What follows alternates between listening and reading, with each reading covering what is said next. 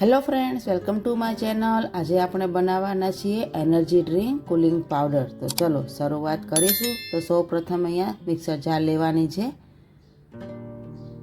3 ચમચી વરિયાળી લેશું. અત્યારે જે સિઝનની નવી વરિયાળી આવી રહી છે તે જ વરિયાળી લેવાની છે. અને અહીંયા ઘરની જે ચમચી હોય તે જ ચમચીનું હું માપ બતાવી રહી છું. અડધી ચમચી જીરું લેવાનું છે. 1 ચમચી સૂકા ધાણા લેશું. 6 થી 7 એલચીના દાણા લેવાના છે. 1 ચમચી દરેલી સાકર લેવાની છે. 1 વાટકી દેશી ગુલાબની સૂકવેલી પાંદડી લેવાની છે. આનો ટેસ્ટ આની અંદર ખૂબ જ સરસ લાગે છે. હવે આ બધું સરસ ક્રશ કરી લેવાનું છે.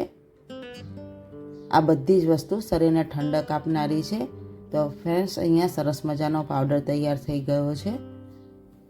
તમે આ પાવડરને એરટાઇટ બોટલમાં ભરીને આને બહાર સ્ટોર કરી શકો છો. જ્યારે તમારે આનું ડ્રિંક બનાવવાનું હોય ત્યારે ઇન્સ્ટન્ટ ડ્રિંક બની જાય છે. આનો ટેસ્ટ પણ ખૂબ જ સરસ લાગે છે. હવે આમાંથી આપણે ડ્રિંક બનાવવાનું છે. તો મેં અહીંયા કાળી દ્રાક્ષ પલાળેલી છે. કાળી દ્રાક્ષ પણ શરીરને તાકાત આપનારી છે અને આની તાસીર પણ ઠંડી હોય છે. તો 1 ચમચી કાળી દ્રાક્ષ એડ કરી દઈશું અને 1 ચમચી આપણે જે પાવડર બનાવેલો હતો તે એડ કરી દેવાનો છે અને 2 થી 3 ચમચી દૂધ એડ કરી દઈશું. આની પેસ્ટ બનાવી લઈશું. તો અહીંયા સરસ મજાની પેસ્ટ તૈયાર થઈ ગઈ છે. તમારે એ વાતનું ખાસ ધ્યાન રાખવાનું છે કે આની અંદર ગળ પણ સાકરનું જ એડ કરવાનું છે, કારણ કે સાકર શરીરને ઠંડક આપનારી છે અને તાકાત આપનારી છે. તો હવે આને આપણે ગ્લાસમાં એડ કરી દઈશું. હવે આપણે કાળી દ્રાક્ષ 1 ચમચી આની અંદર એડ કરી દેવાની છે. આનો ક્રંચ આની અંદર ખૂબ જ સરસ લાગે છે.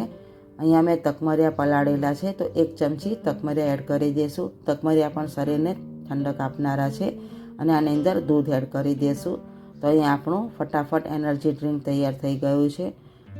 તો ફટાફટ બની જતું, ટેસ્ટી અને હેલ્ધી, શરીરને ઇન્સ્ટન્ટ તાકાત આપનારું, એનર્જી આપનારું અને શરીરને ઠંડક આપનારું એનર્જી ડ્રિંક કુલિંગ પાવડર તૈયાર છે. તો ફ્રેન્ડ્સ, તમે ઘરે એક વખત જરૂર ટ્રાય કરજો.